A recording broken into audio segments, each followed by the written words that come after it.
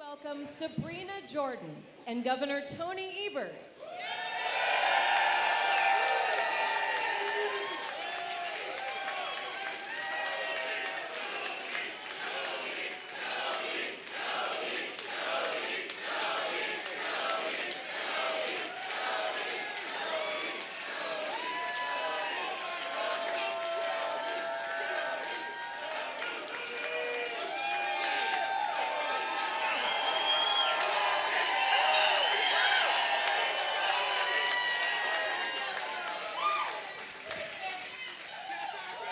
Hello, Wisconsin!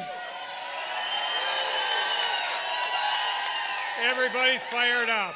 Everybody's fired up. It's great to be here to welcome President Joe Biden back to Wisconsin.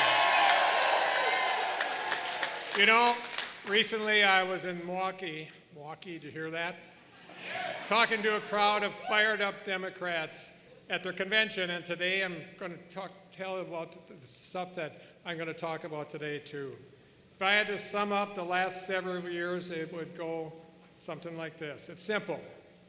Democrats are getting shit done at delivering for Wisconsin.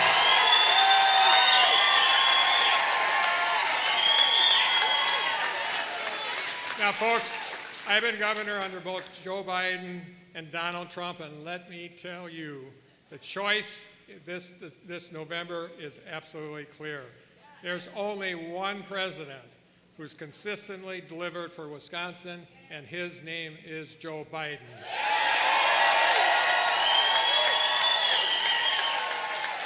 You know, take this week, just this week as an example.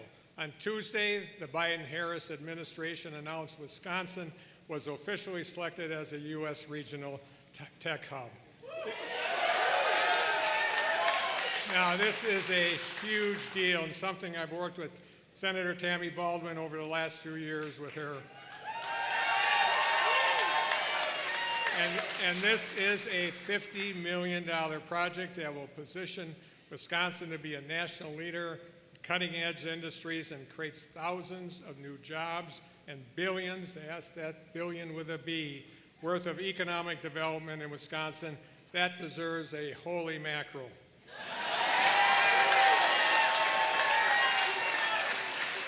And you may remember another thing here. My predecessor, it's been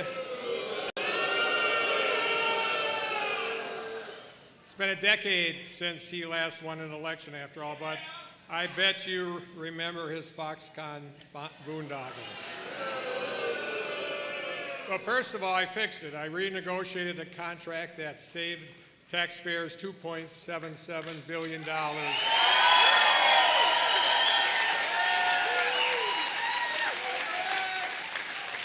And not only that, but thanks to the help of Joe Biden and Kamala Harris, I announced Microsoft is investing a $3.3 billion investment to develop a state-of-the-art data system in Mount Pleasant.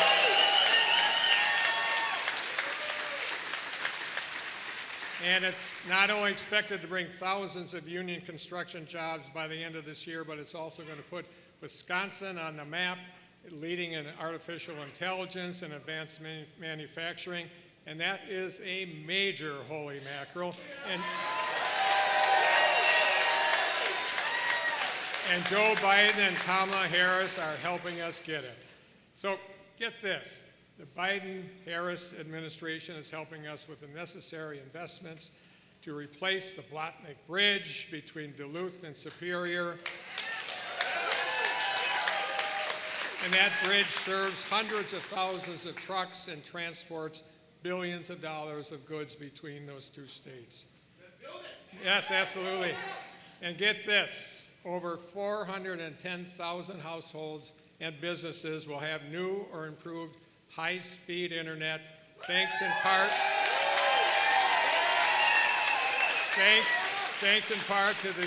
due to the investments I directed under the Biden-Harris American Rescue Plan Act. And you may remember, Republican legislators took a 300-day vacation from passing bills during the pandemic. and the worst economic disaster in a decade. But with the help of the American Rescue Plan Act, we were able to rebuild Wisconsin's economy from the ground up. We supported over 100,000 businesses, direct pays, and helped more than 9,000 businesses open up vacant storefronts across all main streets of Wisconsin.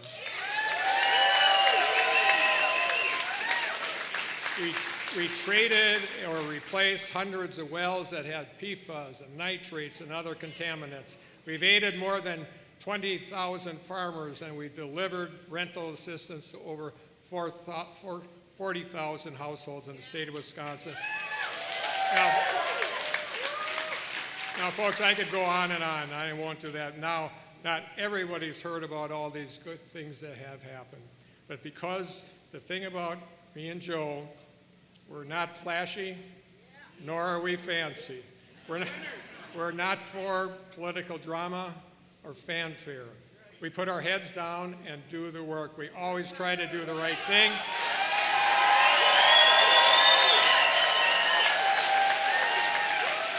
And we're always going to say it straight. Now compare this to the other guy. There's so much at stake this November, and here's the truth. Donald Trump is a danger threat to our country and our democracy. He's not running to help others. He's only running to serve only himself. He's not capable of telling the truth or being honest, and he's got a radical agenda that he plans to pursue when he returns to the Oval Office. What we all know, Donald Trump will gladly sign a national abortion ban. And think about this. This week, Donald Trump's hand-picked justices to the U.S. Supreme Court, the same court that stripped millions of Wisconsinites of their reproductive freedom overnight, and that includes 7 women in my family. It's a decision that, as the dissenting judges put it, makes the president immune from prosecution for things like ordering Navy SEALs to assassinate a political rival or accepting a bribe in exchange for a pardon. Folks, that happened in the United States of America this week. And also, this is serious. When you go home, Google Project 2025 and tell everybody you know to do the same.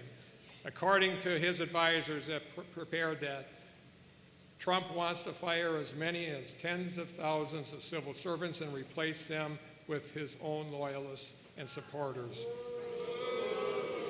Folks, there's a reason President Biden is here in Wisconsin the day after Independence Day. Because as we reflect on the values we hold, those that we hold dear, values like upholding peaceful transfer of power, protecting the fundamental right to cast a vote, and our pursuit of freedom, justice, and equality, the choice this November has never been more clear. Folks, the future of democracy runs right through the great state of Wisconsin, and we're going to stop Donald Trump.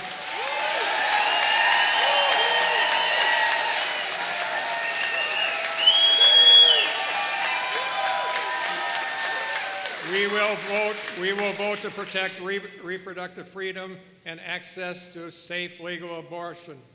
We will vote to defend LGBTQ people of color, seniors, and many more.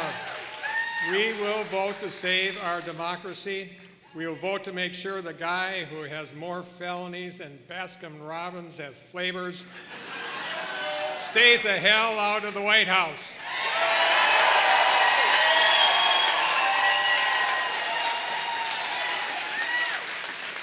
123 days, folks, and we're going to spend every single day for the next 123 days knocking on doors, chipping in when we can, and making sure all our friends, our family, and neighbors know what's at stake and do the same. Every day for the next 123 days, remember this: we owe it to those who came before us and to those who are coming after us to never give up on this great democracy. We cannot take for granted 1 second that this is an important responsibility for all of us. So let's get to work, Wisconsin, and thank you so much. Thank you all. And now it's my honor to introduce Sabrina Jordan. Sabrina, it's all yours, folks.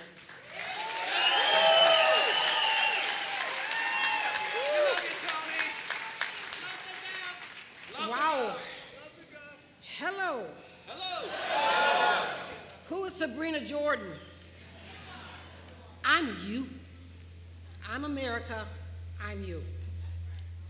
I am so honored to be with you here today. My name is Sabrina Jordan, and I have lived in Wisconsin all of my life. All of my life. Now, I'm going to be honest with you. I'll be honest with you. For many years, I did not vote. Many years. That's right. Oh, heard somebody say that. For a number of reasons. But ultimately, it came down to that I really didn't believe that I could make a difference.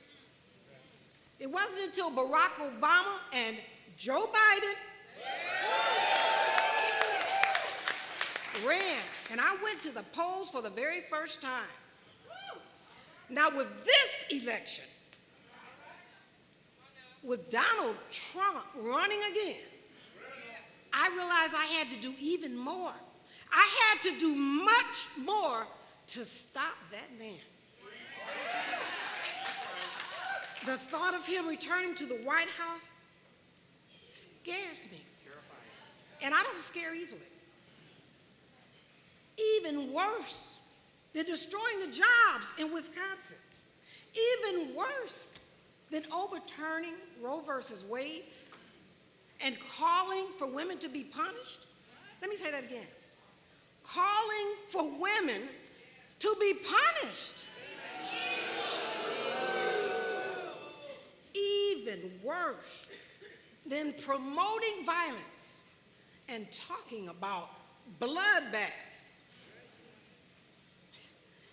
Even worse than systematically stripping away the precious freedom that we just celebrated yesterday. Now, he's actually planning to rule our country as some kind of dictator. We all should be scared of that. So that fear generated a deep conviction in me. So I got involved. This is the first election that I'm volunteering for. This is the first time first time.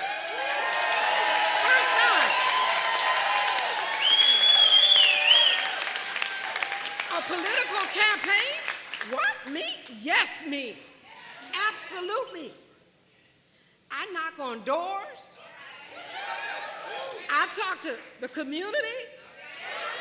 I talk to friends. I talk to families. And if you can't tell, I preach a little bit.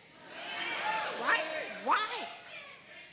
I encourage them. I urge them to look past Donald Trump's lies and see through to the truth and the goodness and the will and the might and the honor of a man who tells the truth, Joe Biden.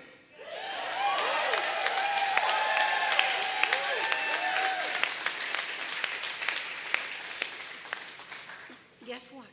I think they're starting to pay attention. They're starting to pay attention. Oh, yes. I'm looking at you, and I know it's true. I am so proud. I'm so proud of volunteering with the Wisconsin Dems. So proud. I'm proud. I know I'm making a difference. I know that there are thousands of people across Wisconsin that are making that same difference. All of our work is what's going to make it happen. It's the only way that we're going to defeat Trump. We're going to send President Joe Biden back to the White House with Vice President Kamala Harris.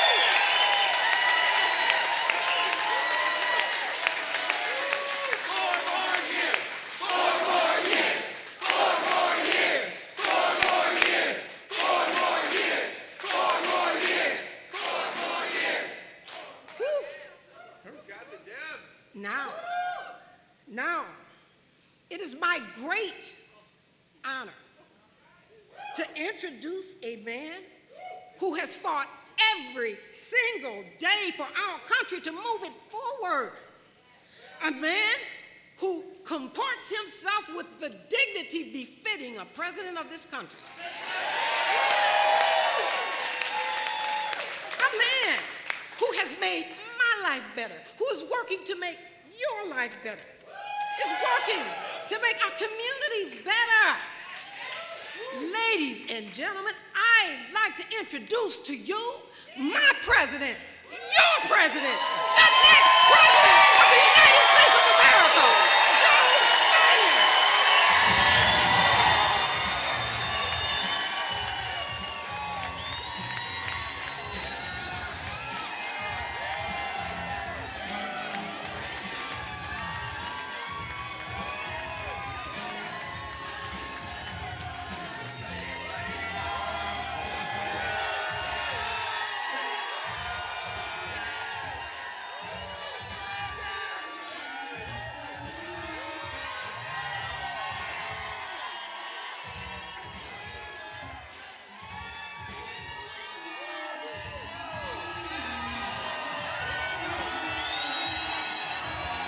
Wisconsin. Thank you, thank you, thank you. Thank you. Thank you. Hello, Wisconsin, Wisconsin, Wisconsin. I gotta thank somebody. Gaylord Nelson, I'm back. He first introduced me to Wisconsin a long time ago when I was a kid. I'm only 40 now, but I was a kid then. Sabrina, thank you for the introduction and for the volunteering for our campaign. And a special thanks to one of the best governors I've ever worked with in my life, Tony.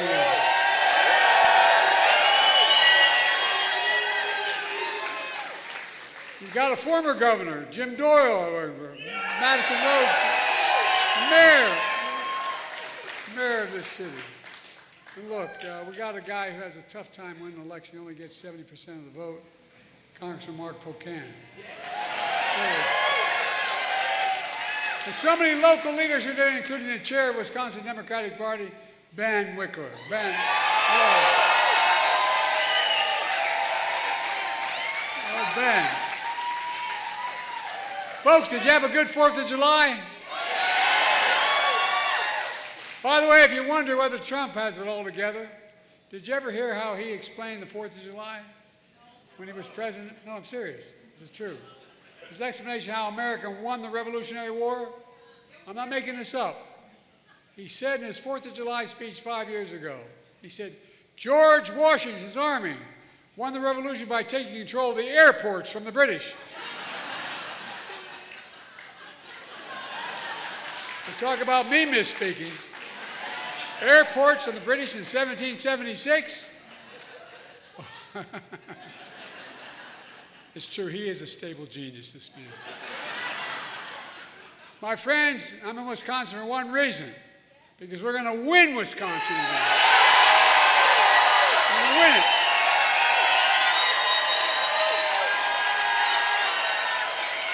And let me tell you how we're going to do it. You know the reason. We're going to do it because of you all in this room to start with. But we're going to stand up for women in America. We're going to restore Roe v. Wade, the law of the land. We're going to stand up for the right to vote again. We're going to fight for Medicare and Social Security and child care, elder care, paid leave, all which grows economies. We're going to keep lowering the cost of prescription drugs and expanding health care for everyone. Not just. Look. We're going to protect our children from getting weapons of war off our streets. That's what we're going to do. The idea that more children die from gunshot wounds in America is so wrong. It's sick. It really is sick. We're going to keep confronting climate change. The most important, we're going to save our democracy.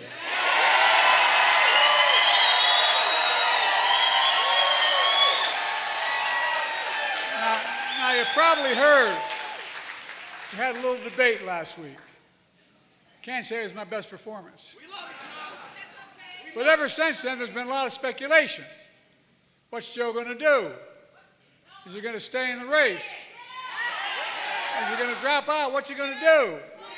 Well, here's my answer. I am running and going to win again.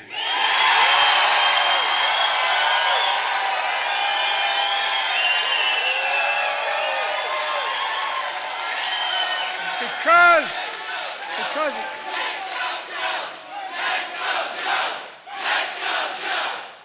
we're going to go. Folks, I'm the sitting president of the United States of America in no small part because of you. Not a joke. In 2020, you came through for me. I'm the nominee of the Democratic Party. I'm the nominee of this party because millions of Democrats like you just voted for me in primaries all across America. You voted for me to be your nominee, no one else. You, the voters did that. And despite that some folks don't seem to care who you voted for, well, guess what? They're trying to push me out of the race. Well, let me say this as clearly as I can. I'm staying in the race. I'll beat Donald Trump. I will beat him again in 2020. Well, by the way, we're going to do it again in 2024. I learned long ago, when you get knocked down, you get back up.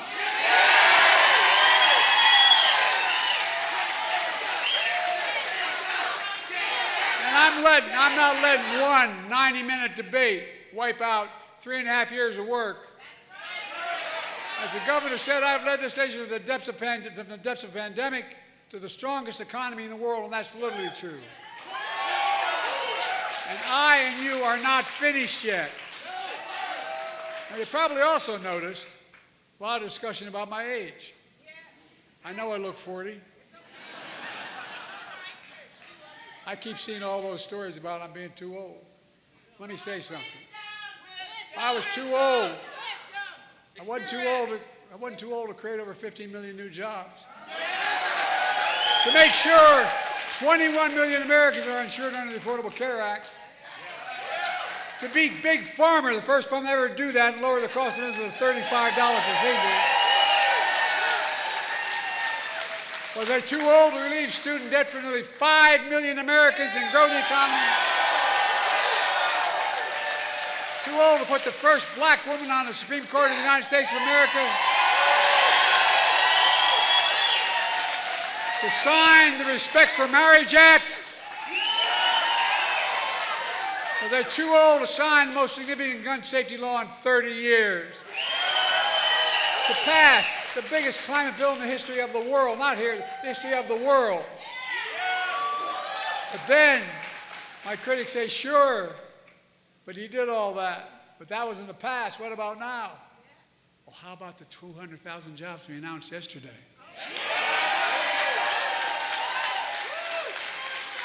So let me ask you, what do you think? You think I'm too old to restore Roe v. Wade, the law of the land? No.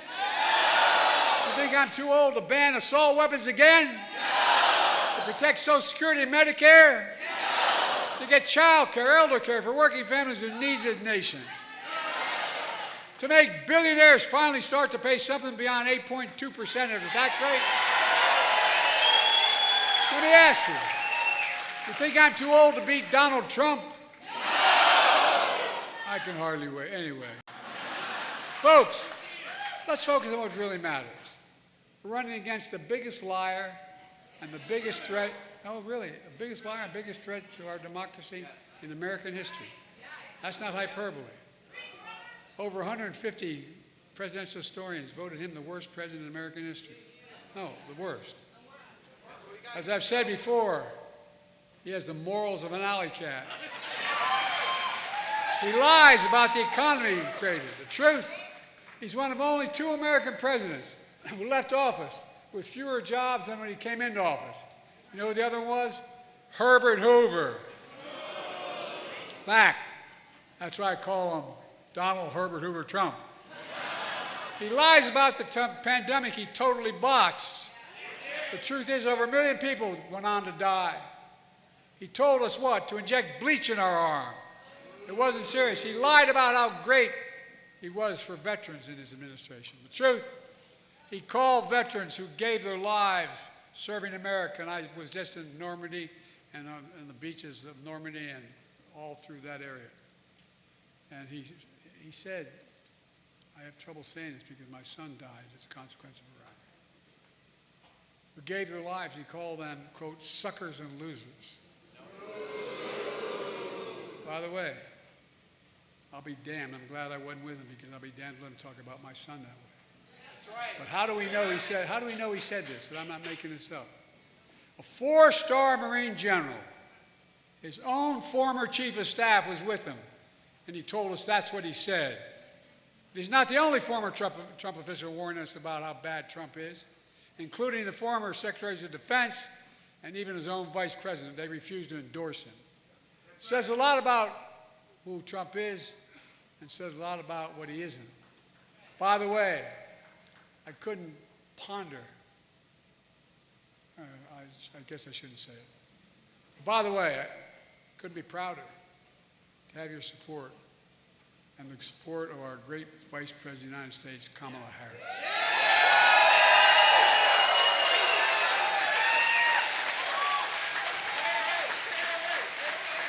Trump is a convicted felon, found guilty, 34 felonies, trying to hide hush money payments to a porn star. Another jury found Trump sexually assaulted a woman in a public place, and he's been fined $90 million for defaming her. $90 million. They've only been bankrupt about 20 times, but I don't know. This so-called great businessman owes over $400 million in fines after being convicted in New York State of business fraud. Already convicted. Fined $400 million. Donald Trump isn't just a convicted criminal. He's a one-man crime wave. But Trump's biggest lie of all is he had nothing to do with the insurrection of January 6th. We all saw with our own eyes. We saw he sent thousands to attack the Capitol. We saw police being attacked, the Capitol being ransacked, the mob hunting for Nancy Pelosi. Gallows set up to hang Mike Pence. Let me ask you something. After what Trump did on January 6th, why would anyone ever let him be near the Oval Office again? Folks, the issue of this election is, what kind of America do we want to be? What kind of America do we want to be? We want to be a country of anger, revenge, and retribution, or a country of hope and optimism and possibilities, as we've always been.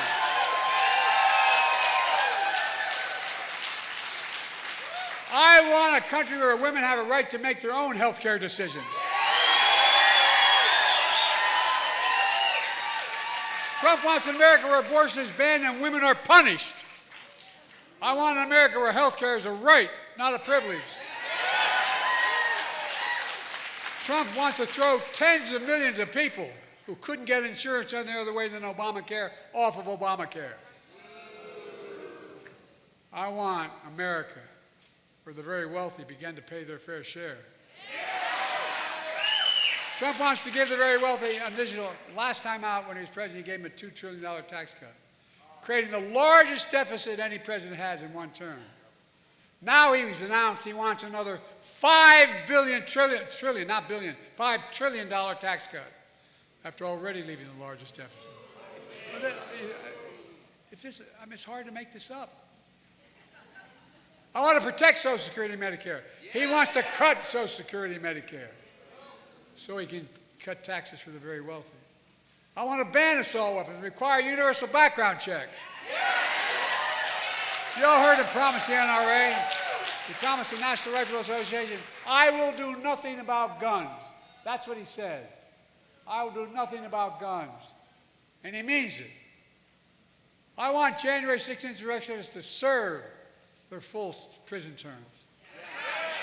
Trump wants to pardon them. Folks, you can't be pro-insurrectionist and pro-American at the same time.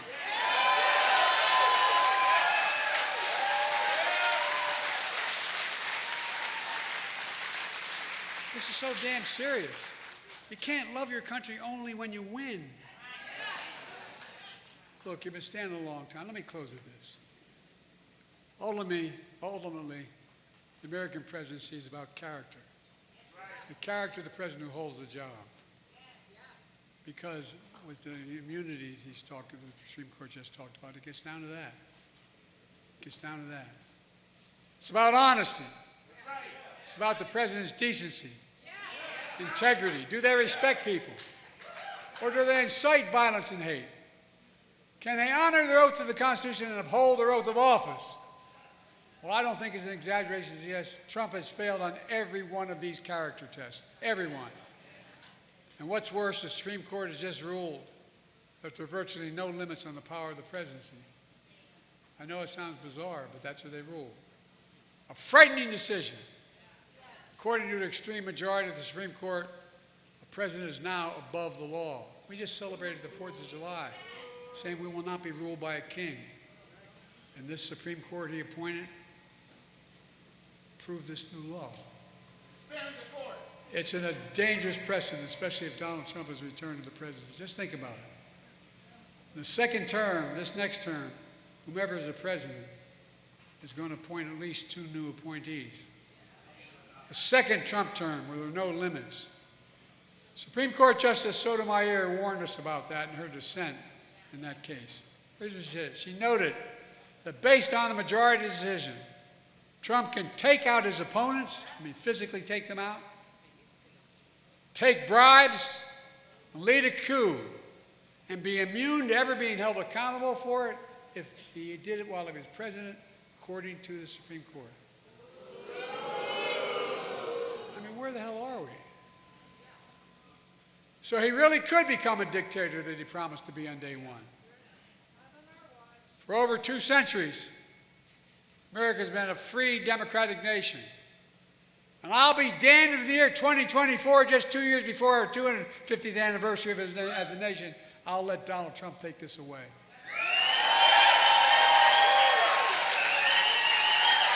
Folks, this is not hyperbole. This race is about our freedom. It's about our democracy. It's about the very soul of America. Are we prepared to fight for that? I know I am, and I will. And folks, I have never been more optimistic about America's future because the American people are decent, good, honorable. You just have to remember who in God's name we are. We're the United States of America. I mean, think about it. Think about it in literal terms. And there's nothing beyond our capacity when we stand together. So let's stand together, win this election, and exile Donald Trump politically. God bless you all, and may God protect our troops. Thank you, thank you, thank you.